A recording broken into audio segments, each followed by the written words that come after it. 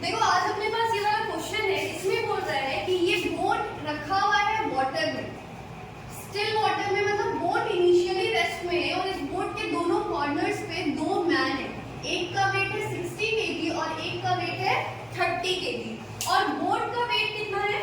Boat का wait है 80 kg और यहाँ पर ये डिस्टेंस कितना है? 4 मीटर। कितना है? 4 मीटर का है। अब आपको बोला गया है कि ये जो दोनों मैन है, ये दोनों मैन चल रहा है और बोट के सेंटर पे आ रहा है। एक बात बताओ, जब तुम चलते हो जमीन पे तो तुम कैसे चलते हो? जमीन तो मूव नहीं कर सकते बाबू, लेकिन आप जमीन पे कैसे चलते हो? आप जमीन को पीछे पुश करते हो तब तो आप आगे जाते हो। तो जब ये दोनों आदमी बोट पे चल रहा होगा तो ये दोनों ही बोट को क्या कर रहा होगा? पीछे की तरफ पुश कर रहा होगा। जो ज्यादा फोर्स लगा रहा होगा उसकी तरफ बोट पीछे चला जाएगा, या तो बोट इधर जाएगा या तो बोट इधर जाएगा, क्योंकि ये दोनों चल के किधर आ रहा है? बोट के सेंटर पे। और आपसे पूछ रहा है, क्या पूछ रहा है आपसे? आपसे पूछ रहा है कि बोट का डिस्प्लेसमेंट बताइए कितना हो रहा है, ये अपना सवाल है।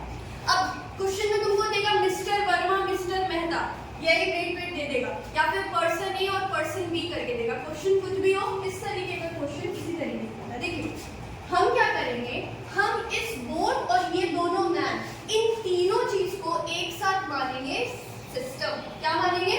सिस्टम मानेंगे। तो जब हम इन तीनों को सिस्टम लेंगे, we will consider boat and man as a system। क्या कंसिडर करेंगे हम? बोट और मैन को एज ए सिस्टम कंसिडर करेंगे। जब हम बोट और मैन को सिस्टम कंसिडर कर लिए हैं तो ये तीनों हमारा क्या हो गया? सिस्टम में आ गया। देखिएगा आदमी चल रहा है बोट के ऊपर, ठीक, तो जब आदमी चल रहा है तो वो पीछे की तरफ फोर्स लगा रहा है, ठीक है। यहाँ पर टोटल मास कितना होगा? 60 + 30 90 और 90 + 80 170, ठीक है ना? ठीक है, 170। तो ये जो 170 kg है, पहली चीज तो इसके ऊपर ग्रेविटेशनल फोर्स लग रहा होगा, किधर? नीचे की तरफ। दूसरी चीज, ये वाला पानी और ये बोट का जो बेस होगा ये कांटेक्ट में होगा तो नॉर्मल रिएक्शन लग रहा होगा, हाँ या ना? और जब हम इन तीनों को सिस्टम मान लिए तो जब ये चल रहा है तो वो इंटरनल फोर्स हो गया। लेकिन एक्सटर्नल फोर्स किसको बोलते हैं? जो बाहर से काम कर रहा है। तो एक्सटर्नल फोर्स कौन कौन है? ग्रेविटेशनल फोर्स और नॉर्मल रिएक्शन। कौन कौन है एक्सटर्नल फोर्स? ग्रेविटेशनल और नॉर्मल रिएक्शन। क्या ये नाव धंस रहा है पानी के अंदर, डूब रहा है? Normal reaction and gravitational force एक दूसरे को बैलेंस करके रखा है। मतलब अगर आपसे पूछा जाए कि बताओ नेट एक्सटर्नल फोर्स कितना है, तो नेट एक्सटर्नल फोर्स कितना मिलेगा हमें? 0। तो आपको क्या मिल गया? F external. F एक्सटर्नल आपको कितना मिल गया? F एक्सटर्नल आपको 0 मिल गया। एक फॉर्मूला पढ़े थे क्या? F एक्सटर्नल ये बराबर था total mass into acceleration of centre of mass. तो जब F एक्सटर्नल 0 है, यहाँ हम देख रहे हैं मासेस तो 0 नहीं है ना, मासेस है, लेकिन F एक्सटर्नल अगर 0 है तो acceleration of centre of mass कितना हो जाएगा? 0। पक्की बात? ठीक। अब अगर सेंटर ऑफ मास का एक्सेलरेशन 0 है तो वेलोसिटी कैसी होगी? वेलोसिटी कांस्टेंट होगी, ठीक। लेकिन इनिशियली बोट कैसा था? सेंटर ऑफ मास का एक्सेलरेशन 0, आपको पता है ACOM किसके बराबर होता है? dVCOM/dt। और ये 0 है, मतलब ये कांस्टेंट। हमने डिफरेंशिएशन में भर भर के पढ़ा है कि कांस्टेंट का डिफरेंशिएशन 0 होता है। तो यहाँ से हम क्या बोलेंगे कि velocity of centre of mass VCOM कितना हो जाएगा? कांस्टेंट। कांस्टेंट बोलने का मतलब जो शुरुआत में था वही बाद में भी है। तो शुरुआत में ये बोट कैसा है? रेस्ट में। तो फाइनली भी बोट कैसा होगा? रेस्ट में ही होगा। तो यहां से हम क्या बोल सकते हैं कि velocity of centre of mass कितना हो जाएगा? 0। और जब velocity of centre of mass 0 हो गया तो change in position of centre of mass कितना होगा? वेलोसिटी 0 है, मतलब पोजीशन में कोई चेंज ही नहीं हो रहा है,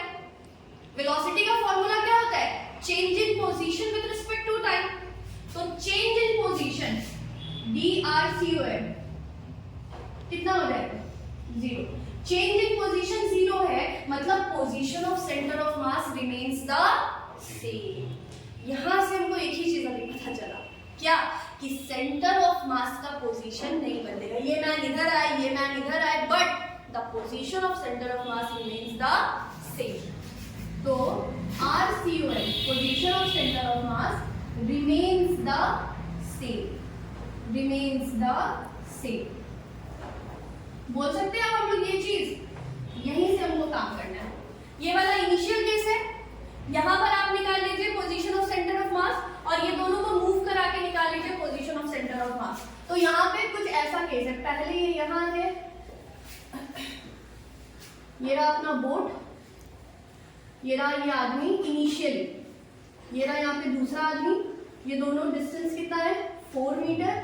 बोट आपका है 80 किलो का, ये है 60 केजी, ये है आपका 30 केजी, और बोट है आपका 80 केजी का. तो यहाँ पे RCOM कितना होगा, यहाँ पे मान लो तुम ओरिजिन, आपको पता है ना प्रॉब्लम सॉल्विंग ट्रिक्स में हमने बताया आपको कि ओरिजिन हम अपने अकॉर्डिंग ले सकते हैं. तो हमने यहाँ पे मान लिया ओरिजिन, ठीक. तो RCOM कितना होगा, M1R1 मतलब 60 इंटू इस मास का कोऑर्डिनेट कितना होगा 0, क्योंकि ये ओरिजिन पे ही है ये वाला, हाँ है ना, प्लस ये 30, और ये ओरिजिन से कितना आगे 4 मीटर, तो 30 इंटू 4. तीसरा मास भी है क्या आपके पास, बिल्कुल तीसरा मास भी, और वो तीसरा मास कौन है, बोट इटसेल्फ. अब इस बोट का तो टोटल वजन 80 है, लेकिन हम बोट का टोटल मास कहाँ कंसिडर करेंगे. यहाँ पे मान लेना है कि बोट में मास डिस्ट्रीब्यूशन यूनिफॉर्म है सब तरफ, तो बोट का सेंटर ऑफ मास हम कहाँ मानेंगे, बोट के बीचों बीच. तो ये टोटल 4 मीटर है, तो इसका बीचों बीच क्या होगा 2 मीटर. तो 80 into 2 by M1 plus M2 plus M3 मतलब 60 प्लस 30 प्लस 80. तो RCOM कितना आ गया अपना 30 इंटू 4 120 प्लस 80 इंटू 2 160, ये तो 0 हो गया, बाई कितना आया था 170. तो ये कितना हो जाएगा 180 होगा क्या, 280 बाई 170. ये आया आपका RCOM, position of centre of mass आपका आया 280/170. अब क्या हो रहा है, अब क्या हो रहा है कि दोनों मैन जो है वो मूव कर रहा है. तो फाइन, अब दोनों मूव कर रहा है, तो या तो इधर की तरफ बोट जाएगा या तो इधर, क्योंकि जब आदमी चल रहा है तो वो बोट को क्या करेगा, पीछे पुश करेगा. तो जो ज्यादा तेजी से ढकेलेगा, नाव ना, पानी के ऊपर नाव है, नाव क्या हो जाएगा, उस तरफ चला जाएगा. तो मान लेते हैं कि बोट आगे चला गया, उधर चला गया, ये अपना ओरिजिन था. अब मान लो ओरिजिन से बोट कुछ x डिस्टेंस आगे चला गया, ठीक. अब ये अपना केस है, और दोनों आदमी कहां पे आ गया है, सेंटर ऑफ द बोट पे आ गया, ठीक. दोनों यहां पर पहुंच गए.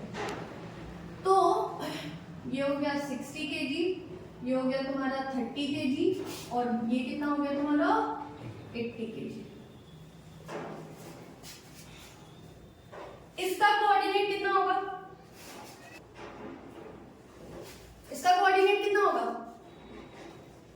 बोट का कोऑर्डिनेट कितना होगा 80 केजी. यहां से ओरिजिन से कितना आगे आएगा, ये डिस्टेंस कितना कहलाएगा 2x प्लस 2.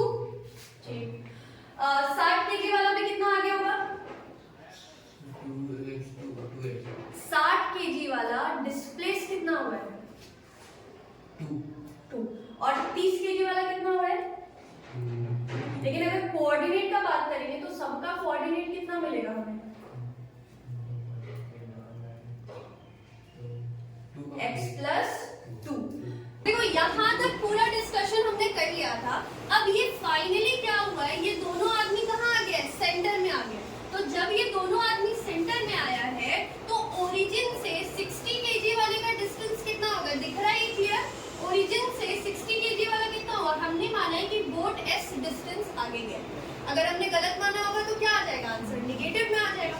तो 60 केजी वाले का डिस्टेंस क्या होगा s प्लस 2, क्योंकि ये दोनों कहाँ है, बोट के सेंटर पे, और बोट की और लेंथ कितना था 4 मीटर, तो उसका सेंटर कितना होगा 2 मीटर.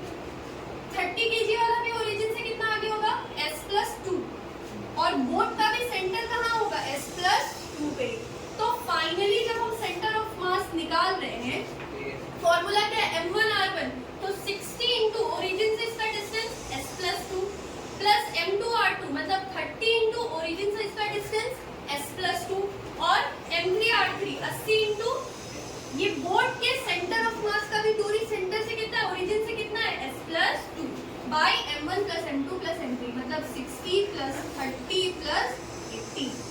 सुनो अब इन तीनों में से क्या कॉमन निकलेगा, S+2 तो RCOM फाइनल कितना आ जाएगा हमारा, S+2 हमने कॉमन निकाल लिया, S+2 हमने कॉमन निकाल लिया, क्या बचेगा अंदर यहाँ पे 60 प्लस 30 प्लस 80 बाई 6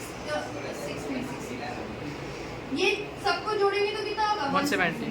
तो ये हो गया S+2 इंटू ये हो जाएगा 170 बाई 170, तो ये 170 से 170 कट गया, तो फाइनल सेंटर ऑफ मास कहाँ मिला हमें S+2 पे। और हमने देखा कि सेंटर ऑफ मास इनिशियली और सेंटर ऑफ मास फाइनली क्या है, बराबर है, सेम है, तो यहाँ पे करना इसको इक्वेशन 1 और इसको ले लेना इक्वेशन नंबर 2। तो अब यहाँ पर क्या लिखेंगे हम लोग, बाय इक्वेटिंग